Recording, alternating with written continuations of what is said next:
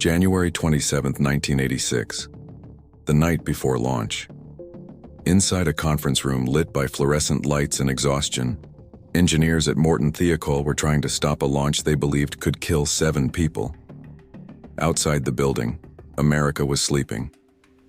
The Space Shuttle Challenger sat on Launch Pad 39B at Cape Canaveral, under one of the coldest nights Florida had seen in years. Ice had begun forming around the launch structure. The metal groaned quietly in the freezing air. Engineers watched temperature reports come in with growing dread. Because hidden inside the shuttle's solid rocket boosters were rubber seals called O-rings. And those seals had a problem.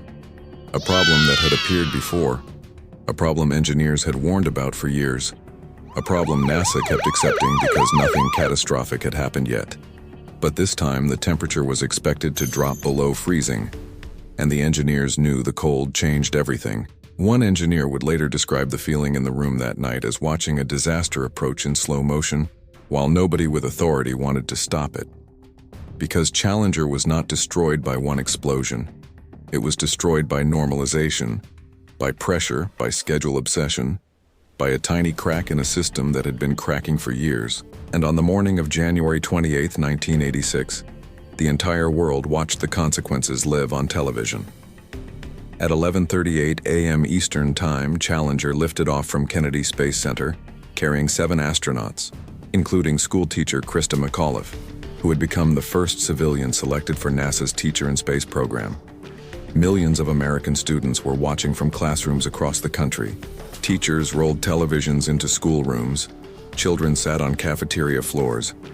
For NASA, this launch was supposed to represent confidence, accessibility, and the future of spaceflight. Instead, it became one of the most devastating engineering disasters in modern history. And it all began with a seal no wider than your finger. To understand why Challenger exploded, you first need to understand how the shuttle actually launched. Most people imagine the shuttle itself producing all the power necessary to leave Earth. But the reality was more complicated. The shuttle's 3 main engines were powerful, but they were not enough to lift the fully loaded vehicle into orbit alone. Most of the thrust came from 2 giant solid rocket boosters attached to the sides of the external fuel tank. These boosters were enormous. Each one stood taller than a 15-story building and generated millions of pounds of thrust. Inside them was solid propellant packed tightly into segmented cylinders. And that word matters. Segmented. Because the boosters were not built as one continuous piece. They were assembled from multiple sections joined together before launch. At each joint sat rubber O-rings designed to seal the connection and prevent hot combustion gases from escaping during flight. If those seals failed, the inside of the booster could essentially cut through itself with superheated gas hotter than molten lava. And that possibility terrified engineers from the beginning. Because solid rocket boosters operate under unimaginable pressure. The moment ignition occurs, the inside becomes a controlled explosion. Everything depends on containment. The O-rings were supposed to flex under pressure and seal instantly as combustion began. But there was a problem. Rubber changes behavior in cold temperatures. It stiffens. It loses elasticity. And if the O-rings could not flex fast enough during ignition, hot gases could escape before the seal fully formed. That escape is called blow-by. And NASA had already seen it happen, years before Challenger launched. As early as 1977, engineers expressed concern about the booster joints. During testing, there were signs that the O-rings might not reliably seal under all conditions. But the shuttle program was under enormous pressure from the beginning. NASA had sold the shuttle as a reusable space transportation system that would dramatically reduce launch costs and increase launch frequency. The vision was ambitious. Routine access to space, frequent launches, commercial satellites, military missions, scientific experiments, even ordinary civilians traveling into orbit. NASA leadership promised launch schedules that engineers privately doubted were realistic. The shuttle was marketed almost like an airline, and once that expectation existed politically, economically, and publicly, delays became dangerous. Not technically dangerous, institutionally dangerous. Every delay created pressure. Pressure from Congress, pressure from contractors, pressure from media, pressure from schedules already falling behind. So when engineers reported problems that did not immediately cause catastrophic failure, the system slowly adapted to accept them. This is one of the most dangerous psychological processes in engineering. Normalization of deviance.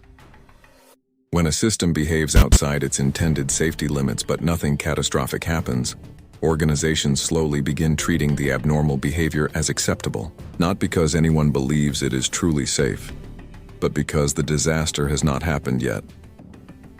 The shuttle program began accumulating these warning signs over time.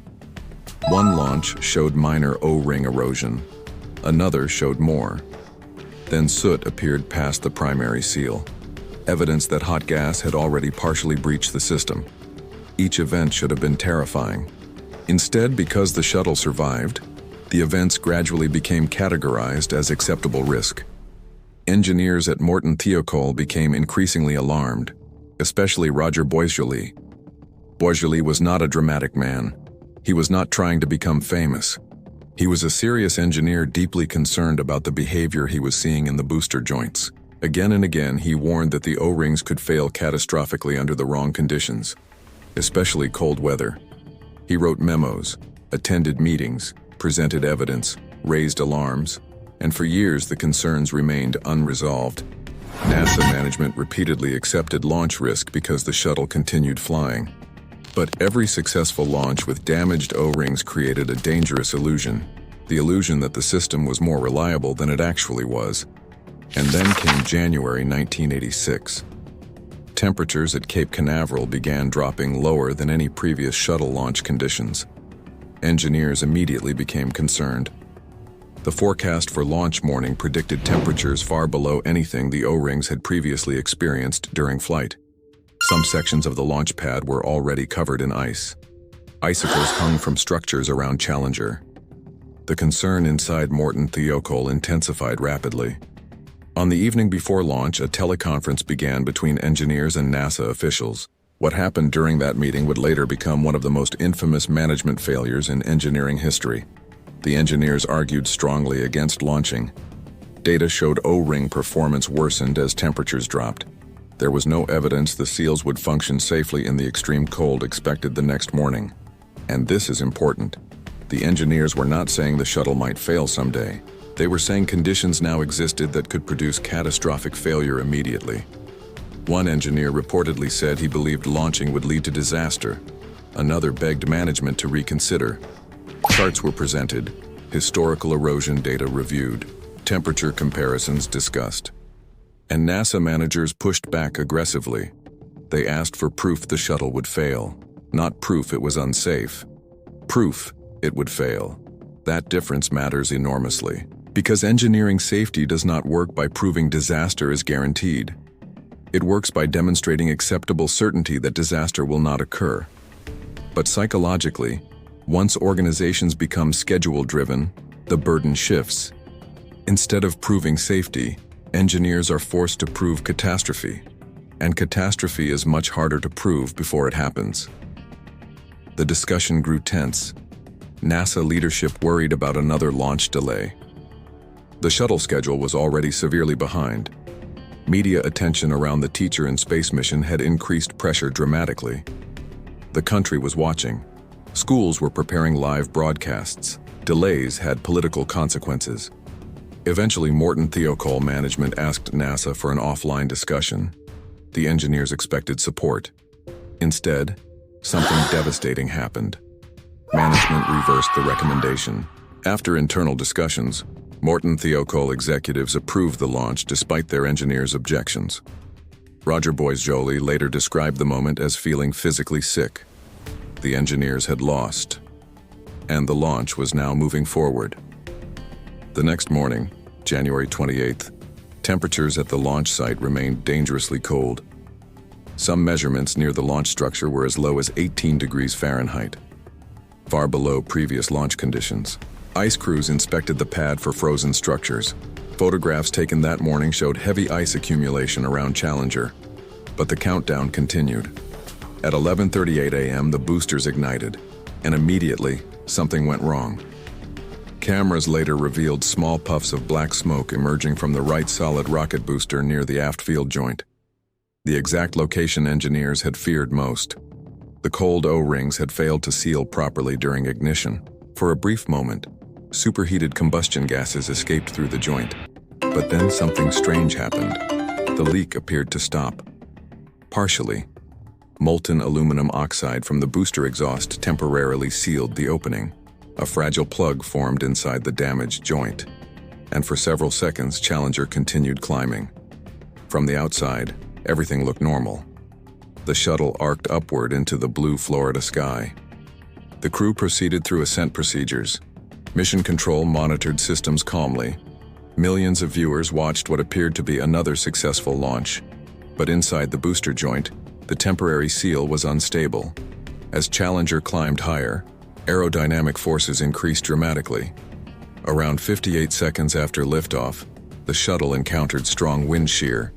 The vehicle flexed, structural loads shifted, and the fragile seal inside the damaged joint broke open again. This time the leak became catastrophic. A jet of flame burst outward from the right booster. The plume struck the external fuel tank carrying liquid hydrogen and liquid oxygen. Within seconds, structural connections began failing. The flame weakened the attachment holding the booster to the tank. The external tank itself began rupturing. At 73 seconds after launch, Challenger disintegrated. The explosion seen on television was not technically the shuttle exploding like a bomb.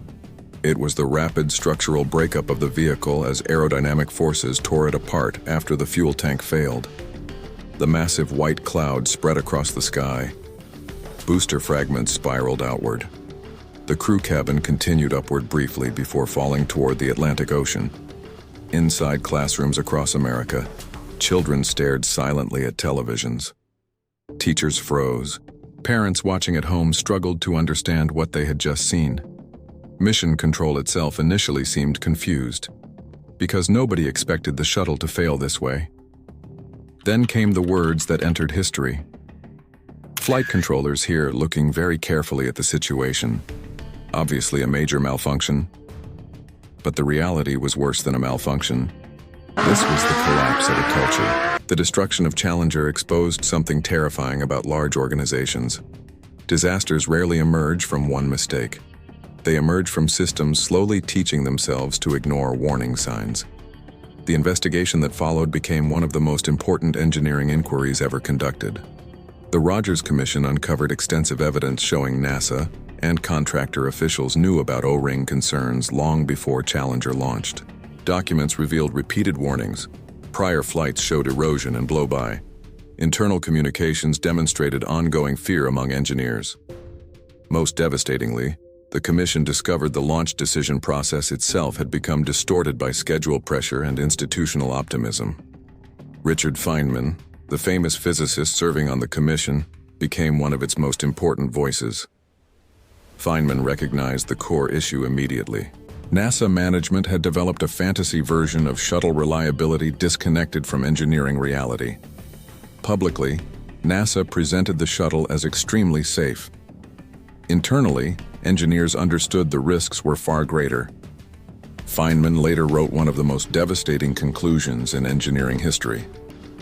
For a successful technology, reality must take precedence over public relations, for nature cannot be fooled.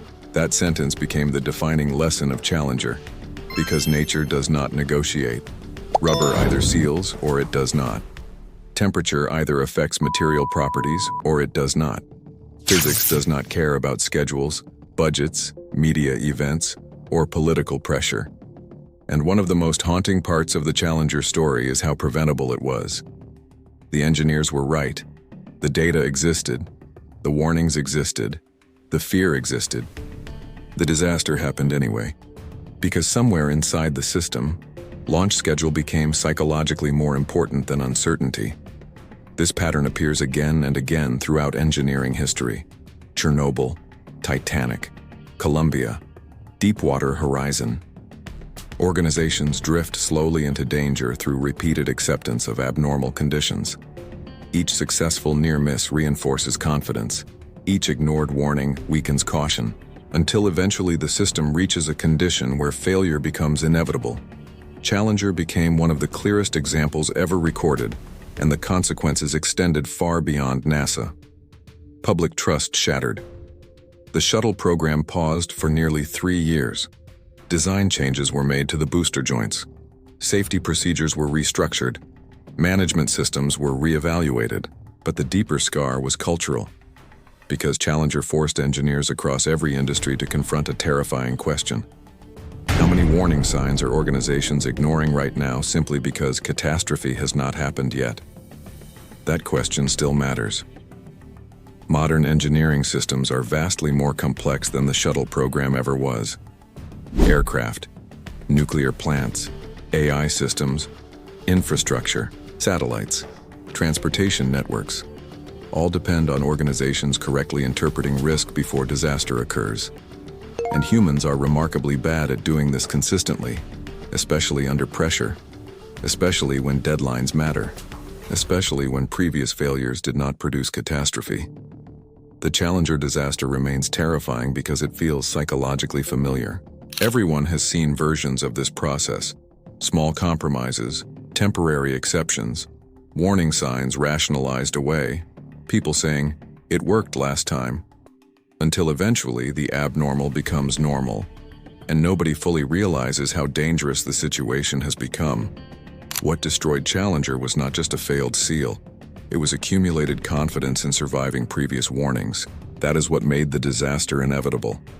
Even today, decades later, photographs of the launch remain difficult to look at once you understand the engineering story behind them, because you realize the disaster had already begun before ignition.